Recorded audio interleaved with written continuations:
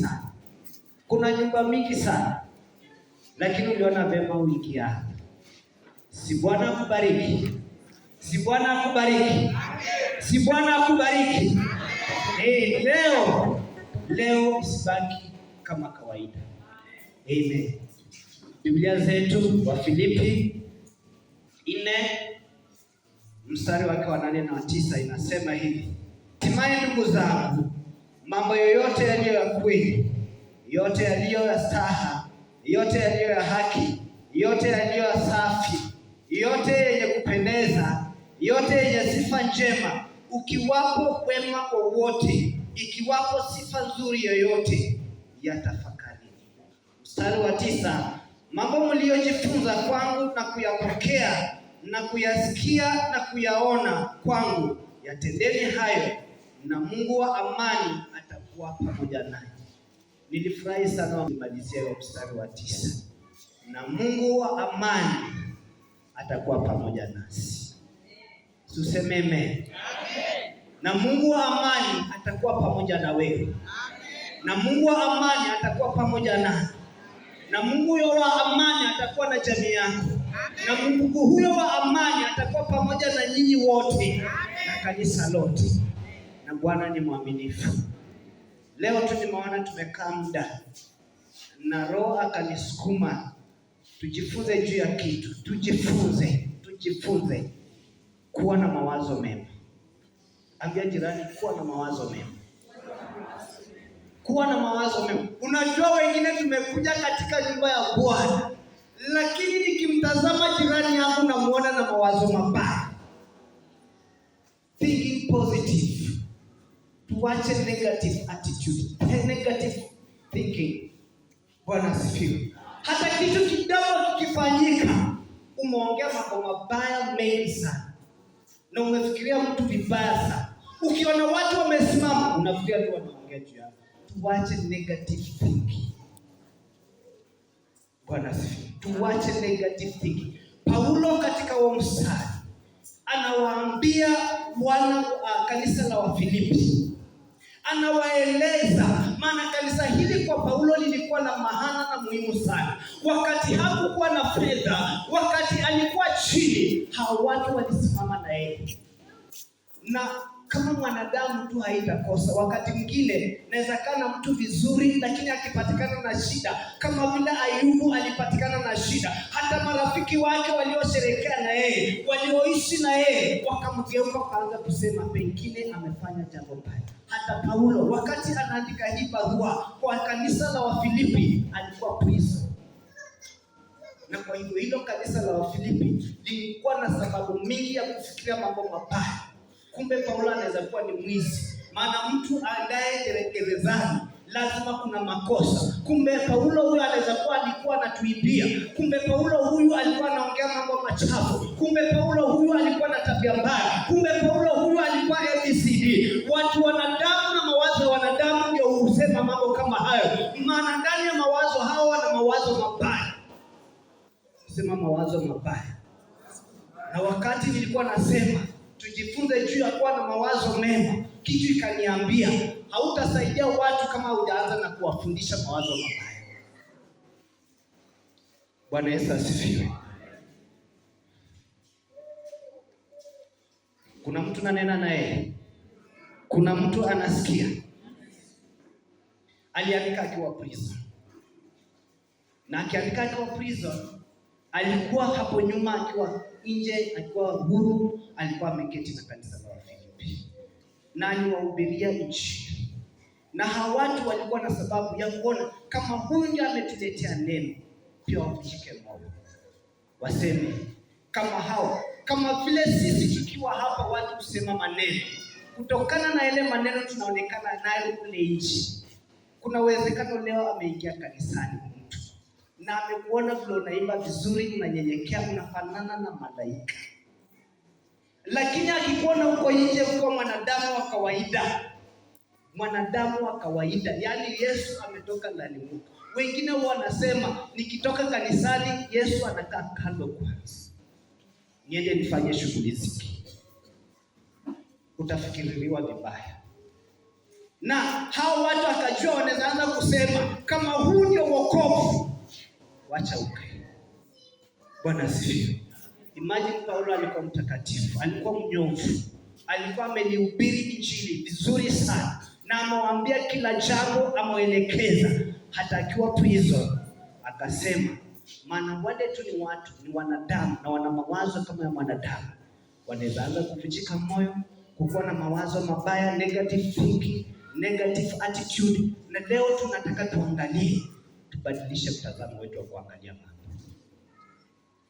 Biblia imesema vizuri, na ningependa tukurudia huo mstari wa 8 kwanza, wa 9 utakuja baadaye. Anasema hivi, narudia.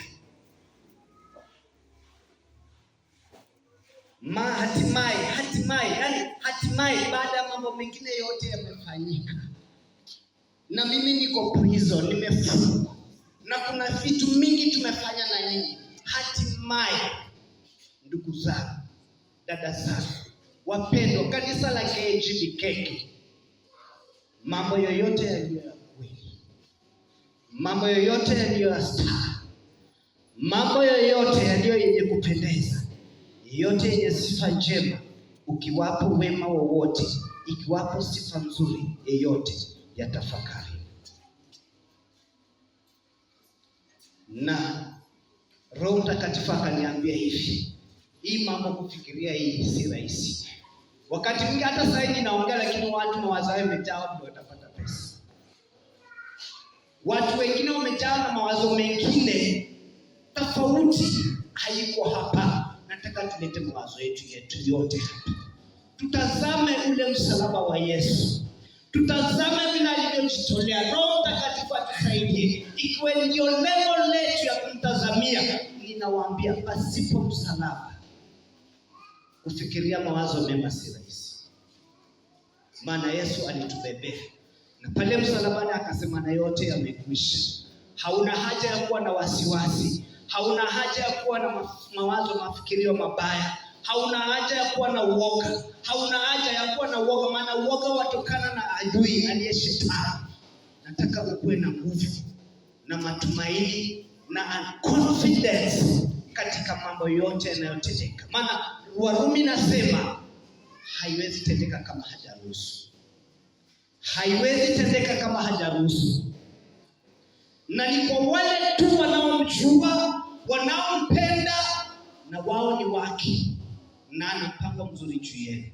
Anaruhusu sio kwa ubaya, bali kwa wainua kwa viwango vingine, kuwafanya upya na kuwapa nguvu mpya, ili mkwe na tumaini zaidi juu ya kuingia mbinguni. Bwana asifiwe. Na kwa hivyo haya mambo yote hayana budi kutokea. Hawa watu wote unaowatazama na kuwaza mambo unayowaza hawana budi kukuweko.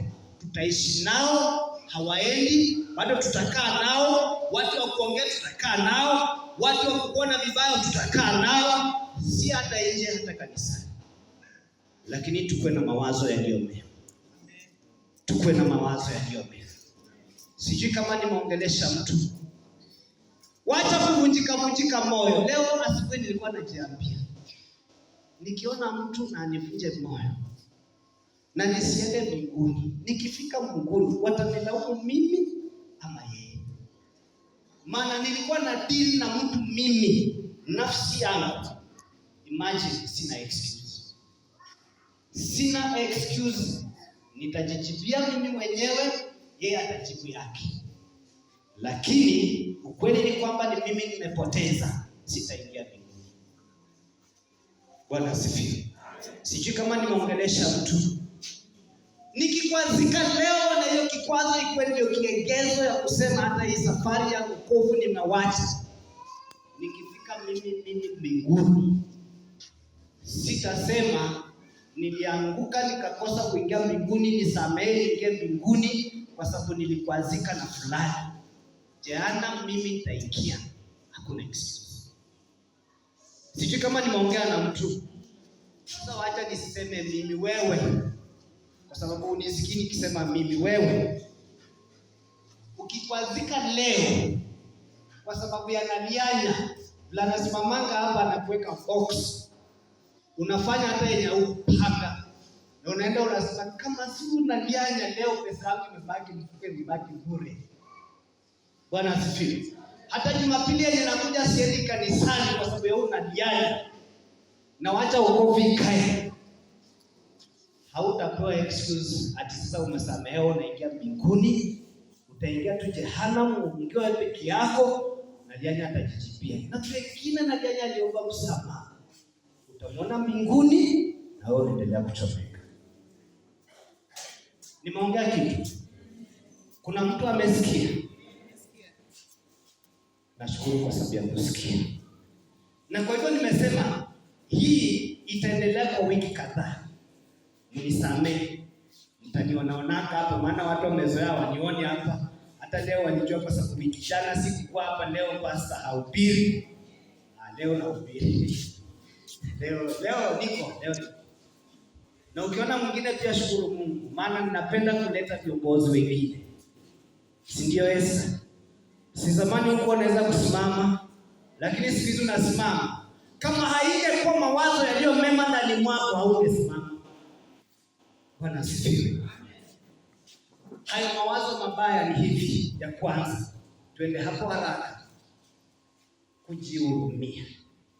Kwa Kizungu tunasema self pity. Kujihurumia. Unajua watu wengine wanaonanga tu wao ndio wanajua kukataliwa. Watu wengine wanaonanga tu wao ndio wanajua kuongelelewa, kusengenya. Watu wengine wanaonanga tu wao ndio wabaya wastahili. Watu wengine wanafikiria hadi ukisimama wawili wanaona ni wao unaongelea. Na wanaenda katika kona yao na mjadala hao na mioyo yao wanaanza kujihurumia. Mbona ninachukiwa? Yaani mimi nitafanyaje? Hao watu kwa nini hawanipendi? Utaanza kuambia watu kwa nini hamnisikii? Ni wewe ubadilishe mawazo yako kwanza. Uache kujihurumia. Ni Mungu aliyekuchagua. Hii wokovu ni Mungu aliyekuchagua. Si hata vile basi alikuja kukuhubiria ndio. Alikuwa ashakuchagua, akakuandaa na akasema siku hiyo ikifika wokovu kwako imeingia. Na Yeremia akasema hivi 1:5, nalikujua ikiwa hata hujafanyika katika tumbo la mama yako. Nikakutakaza katika kuzaliwa kwako, ukazaliwa kama nishakuandaa. Alikuwa anaambia Yeremia, maana Yeremia alifika mahali akaanza kujiona vile yeye ni mtoto, anatumwa aende afanye kazi, lakini anaona yeye ni mtoto, hata hana hekima, hata hajui kuongea, na kumbe huyu Mungu anapenda hivyo viongozi dhaifu. Akasema ni wewe tu nitatumia. Akamwambia mtia moyo, nilijua hii itatokea hata kabla hujaumbwa. Nilijua utakuwa mtoto na ninakutuma hata kabla hujaumbwa. Nilijua nikakuandaa na ukizaliwa nikakutakaza. Kwa hivyo enda ukijua ni Mungu aliye pamoja na wewe, si wewe tu wewe. Mungu ndani yako. Na hii ushindi kwa mbele ni yako. Akamwambia enda. Alikuwa anatoa mawazo mabaya, anaweka mawazo mazuri, maana huyo Yeremia alikuwa anaanza kujihurumia. Huyu Mungu amesema niende, mimi ni katoto tu sasa fanyaje? Mimi tu hata sijui kuongea, na huko kuna kuanga na wazee. Unajua siku moja hao kina wazee ambao waliniambia nikuwe chama, nikaanza kujiambia mimi ni mtoto. Nilikuwa chama na wanaume, mimi ni mtoto. Na hao wazee wamekaanga na baba yangu. Ninajiambia sasa nitaweza aje, nitafanyaje? Wakaniambia hapana, kama ni Mungu aliyekuambia ni wewe, bado utabaki tu ni wewe, hatukuweki kando. Nililia machozi nikalia, lakini wakasema hatukuachi kando. Hao wazee nikisimama hivi ni kwa sababu yao. Nilijihurumia na nilijiona mimi ni kitu kadogo sana. Yaani mwaka mmoja baba amekuwa amekaa na wao kama wazee, na hata huyo mzee hapa nikimwangalia si mzee kwa baba yake. Huyo mzee alienda lakini alikuwa ya kidogo. Na wazee kama mzee Julius ni wakubwa kwa baba yake. Sasa najiuliza hao wazee wamekuwa na umri mkubwa kushinda baba yake. Sasa hiyo wamekaa na yeye, hata yeye hawakumwona akamtambua anaweza kuwa chama. Sasa mimi mtoto wake wanasema ni kwa chama. Haiwezekani. Nikamwambia mimi mnaniona natosha kuwa chama na vijana, lakini si wazi. Wakaniambia hapana, ni wewe tunaona utakaa. Sikuwa nimefika miaka 30. Yaani niliingia kwa nyumba yangu nikaanza kujiona vile mimi ni bure. Mimi ni shida, mimi ni bure, mimi ni mtoto. Hata katika ndoa sijakaa miaka 10 ikaisha. Na kulikuwa na mzee anaitwa Nusueti. Akikanyaga hivi, huwezi mpoa. Akasema nimesimama hapo na ni wewe na utafanya. Nikalia, sikulia siku moja, sikulia wiki moja, sikulia mwezi moja, hata si mwaka, hata miaka 3, miaka 4. Ndio mzee hapa alisimama hapa. Na hiyo roho yako ya kusema sema hivi hata unaweza toka. Mzee, Mungu akubariki sana. Nikamwambia hapana. Nikafikiria siku nyingine nikasema hivi, kama nitaendelea kukataa hii kazi, nitafikiria ninakataa mambo yenye mwanadamu anaongea, kumbe ninakuwa kiburi kwa Mungu. Na nikakubali, nikasema acha nifanye. Na ndio vile niko sahihi. Bwana asifiwe. Amen. Wacha kujihurumia. Maisha kuwa magumu itakuwa, wacha kujihurumia. Kabiliana na hali vile inakuja, songa mbele. Maana si wewe peke yako, kuna wengine kwa hiyo hali. Na hata si hivyo tu, mbaya shida yako, lakini wamejikaza. Wanaangalia kitu kizuri yenye watapata ndani katika hiyo hali, bali tu si kila kitu ni mbaya, si kushindwa. Na wanasema kwa kila jambo likitokea, jifunze kitu. Usitoke bure. Utakuwa mpumbavu ukitoka bure. Jifunze kitu. Bwana asifiwe. Hata leo nikienda kazi kukuwe na makosa, ninajifunza kitu, nitaacha kujihurumia ili siku nyingine shida kama hiyo kirudi, mimi nimekuwa mwerevu wa kuiepa. Nisianze kuona tu ati mimi na waniwanga. Yaani kila siku mbona tuiwe mimi? Watu wanaongea mimi. Watu wanaenda wananiacha, wamenionea. Watu wanakugawana vitu wananiacha na mimi nikirumia nikakaa nikasema hata nikienda sitapewa. Nani alikwambia ukienda utapewa? Mimi tu wananioneanga. Mbona mimi sijapewa? Mbona hata hawajatuma? Sasa huko kwenda ukaonyesha nia unataka wanakutumanishia nini? Wacha kujihurumia Bwana. Ambia jirani acha kujihurumia Bwana. Wacha kujihurumia. Na unajua watu wanajihurumia point 2 wanapenda kulaumiana. Wanapenda kulaumu sana. Blame game. Tunaona vile wananichukia. Na hata hiki kitu ningekuwa hapa ingefanyika vile niliona. Nilitaka kuambia mkusikia. Na nilijua hata ningewaambia mngenisikia. Hivyo ndio wanasema mawazo mabaya. Sema leo ninakataa mawazo mabaya. Leo nakataa mawazo mabaya. Acha nikwambie. Changamoto zisipokuwa tutakuwa huduma, tutakuwa tunaendelea kunyonya maziwa. Wenye wanaenda mbinguni Biblia inasema only the violent, wanaopigana, wanauteka kwa nguvu, wanapigana hao watafika. Lakini wewe kila siku kulia, kila siku kulaumu, kila siku kunungunika. Na hata siku ile nilitaka kusema mkakataa kunipa nafasi. Na niliona mkipanga pekeni mkiongea mmeketi, mbona mkuniita? Na sasa ningekwambia ungekuja uniuliza au ungeenda mahali umeenda au ungeaibika. Na wewe ni wiki. Nilikwambia hivi tu huwezi. Hivyo ndio wanapenda kulaumiana. Na unajua ukipatana na mwenye pia anajua kulaumu na anarudisha. Na si nilikuita ukakataa. Na mali kama hapo ninawaambia kama ni kanisa, hapo ndio naanza kuona vikundi. Tunajua wale wanakuanga na fulani. Hata kwa ushirika, tunajua wale ni wakarani. Tunajua wao ndio wanajua kuongea. Tunajua wale ni wachama. Na tunajua wapasi. Tunajua wapasi. Mama Sara na kwamba wapasi. Hata tumuhitaji kwa kanisa. Na akiongea muombe tu, akiongea mjue ni pastor ameongea. Sikia bila anaongea. Si hata unaona anaongea kama pastor. Bwana asifiwe. Bwana asifiwe. Watu kama ni kikundi, kama ni kanisa, kama ni kampuni, mambo kama hayo yakianza, hakuna mahali mnaenda. Maana Zaburi 133 inasema, anapenda mahali watu wanashikamana, wanashirikiana, wanaenda kwa pamoja, hata wale wanakutananga wanakulako pamoja kwa meza moja.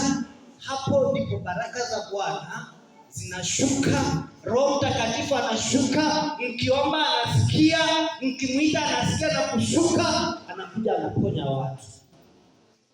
Bwana asifiwe. Kulaumiana, blame game.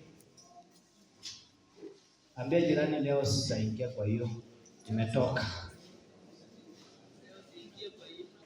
Sisikii watu wakisema. Na hii bado imekuja, jamii imebomoa. Hii hata jamii zimevunjika, zimegongana. Kwani mipaka watu kugongania inaanzanga wapi? Kulaumiana. Baba akiwa kusema hivi, vile baba alikuwa baada anaisha kusema wewe unafika hapa. Na mnaniona hata baba alinionea hapo, nataka mimi nikae nyumbani na mimi ndio nasaidia nikae nyumbani. Bwana sifiwe. Na huyu baba anapendelea ile nyumba sisi hatupendi. Na unapata tu kundi tu ya watoto wamekaa pamoja, sema huyu baba hatupendi, na wengine wako huko wanasema baba anatupenda, mama anatufikia. Kuna ODM, kuna Kenya Kwanza, kuna gari nyingine hiyo. Kwa family moja president ni baba, na hata hakuna mtu anaweza vaa kiatu ya baba, lakini kuna opposition. Bwana asifiwe. Alafu bahati mbaya kifo itokee, na mnaanza kurogana. Si niliwaambia? Na vile walikuwa na kae unafika wangekatwa wapige ikae hivi. Simzame. Sasa tuone watafanya nini. Na kama ni nyumba mbili wanaona mama mdogo ama mkubwa aliona hii mali akakimbia mbele. But by God wacha yeye ndio next of key. Mtaanza kuwa na wasiwasi. Hamjui nani next. Hamjui nani next. Na coincidentally ukuja tu mtu amecreate mtu. Usinichezee utaona. Wewe hata utakula next. Bahati mbaya inakujanga tu hivi. Hakuna mtu ako na uwezo juu yako kama si Mungu. Kama si Mungu. Ambia jirani kama si Mungu. Hata mzazi wangu hana uwezo. Hata rafiki yangu hawezi. Hata nao wengine wakiketi barasani hawawezi. Jambo la tatu, wakati watu wamejihurumia, wameanza kulaumiana, watu usimama mahali na wakasimama kidete, famu. Hawezi sikiza mtu akawaambia kitu. Mtu hata akipita wakando hawajaribu kuambia, wa compromise waingie, watasema wewe umetumwa. Uje utuambie. Kwa hivyo hatusikii, hatutoki, hatubadiliki. Kutokuwa tayari kukubali mashauri. Unwillingness to change. Kutokuwa tayari na rahisi kubadilika. Kutosikiza mashauri, kutokubadilika imetumaliza. Hayo ndio mawazo mabaya mengine ambayo tunakuja point number 3. Mawazo mabaya. Siko tayari kubadilika, na hao watu wakikuja kunishauri, si hao ndio wamekwanga na wale wakikutana pasipo mimi kujua. Kumbe wameenda kuongea ile tunaweza compromise, tunaweza ridhiana, tunaweza reconcile. Wanakuja kwangu ninaona walikuwa na wao. Hata kuwapokea ninakataa, na nimesimama na msimamo mkali. Ninamwambia wewe ninakujua, hata lile unalokuja kuniambia si tofauti na lile wale wamekutuma. Kwa hivyo sisikii. Sibadiliki. Wanakuambia tusonge. Unajua hata ninashukuru Abraham na Lot. Mungu akaweka wakiwa pamoja na akaambia Abraham, lile Lot atachagua, hata kama ni mahali pazuri, mwache. Na akachagua vizuri Lot, akachagua mahali pazuri, anaweza lima vizuri, anaona vyakula zinaweza kuwa mingi, inakaa Kanani, na akaachia Abraham kwa mawe na milima. Bwana asifiwe. Na Abraham akaridhika, akaambia Bwana ninashukuru, maana hapa ndipo kuna baraka zako. Wacha kung'ang'ana. Kama wewe umeokoka na unajua wakati mwingine tunaonanga tunaonewa, kumbe ni Mungu amesababisha tuchaguliwe hiyo mtu mbaya, na kumbe hapo ndio kuna baraka zetu. na sisi tunakataa. Wachana kung'ang'ana, kubaliana. Hata mimi nilifika kwa nikasema, hata kama kwetu ni wazuri, ingetokea waseme wewe upati shamba hapa, nikasema Bwana ninashukuru, maana ni wewe umeruhusu, na kuna baraka zangu hapo mahali hakuna, na bado utaniinua. Bwana atakutukuza zaidi ya mataifa. Hiyo ni Kumbukumbu la Torati 28 inaanzia hapo, na anamaliza akisema atakutukuza zaidi ya mataifa wakati utasikiza neno lake na kulitii na kulifuatilia kikamilifu. Bwana atakuinua zaidi ya mataifa, atakufanya wewe mshindi zaidi yao, maana waadui wengi wamekuotea, wamekupangia barazani, wameketi hata ujui. Ukijaribu kung'ang'ana nao, unang'ang'ana na watu wenye hawelewi wamepanga nini. Ni kumngoja Bwana akusaidie. Bwana asifiwe. Kuwa tayari kubadilika. Tunajua watu wenye ni ngumu kubadilika, hata sasa na ubiri, lakini hawatabadilika. Si niko na wahubiria mbadilike, lakini kwa sababu ya msimamo yao, hata neno, hata huyu ni Mungu anakuongeleza, lakini unaona Pastor Eva ananichukia. Bwana asifiwe. Unaona hata huyu pastor alienda akanipangia, acha aongee, lakini kamalize niende nyumbani. Hutaki kubadilika. Watu kama hawa hakuna baraka kwao. Jambo la 4 la mwisho. Haya mambo matatu tu nimeongea yote yanakuelekeza kuishi na machungu na hasira kwa moyo wako. Machungu na hasira, anger and bitterness. Na watu kama hao hawachangi grudge. Ulinikosea last year, ulinikosea hiyo miaka ingine, na wengine huenda kiwango hadi cha kuandika na kunakili kwa record makosa yako yote. Niliambiwa siku nyingine, niliwaambia, lakini wamama wangu wa hapa hawa ni wazuri, hawakumbushangi wazee wao mambo waliowafanyia miaka 10 iliisha. Maana wao usahau, wanasamea, wanasahau na wanachana nayo. Tunajenga hiki, tunaenda mbele. Ndio sababu unaona kanisa leo limejaa. Tujipigie makofi. Hayo mambo yako katika ndoa zetu. Hayo mambo yako katika watoto wetu na wazazi wetu. Yaani mzazi amewekea mtoto grudge, kuna uchungu, kuna hasira, kuna mtoto tukionanga tu unakasirika. Jamani, kama wewe ni mzazi wa mtoto uko na mlani, mwachilie. Na ujui ukimwachilia ile anaenda kuwa baraka kwa maisha yako. Wanasema hivi, achilia hii mambo wewe. Mwingine alikuwa ananiambia sina nafasi ya kuweka mizigo za watu. Utashikwa na stress, pressure, unajipata kwa depression. Na mwisho ni kifo. Achana nayo. Ambia jirani achana nayo. Toa hiyo machungu, sameana, wachilia. Toa, achana nayo. Wachana nayo. Kuweka Pastor Evans alikukosea mwaka jana mwezi wa kwanza, mpaka unajua mpaka tarehe na saa na mali mlikuwa shindwe. Wachana nayo. Watu kama hao mbinguni hakuna hakuna. Wacha kujichokesha bure. Kama unajua ni hiyo, kama uachi, wacha kujisumbua kuja kanisani. Bwana asifiwe. Mtu alikukosa, mtoto, hata paka mtoto wako unamweka. Hata paka mzazi wako umemwekea. Simseme kwa shindwe.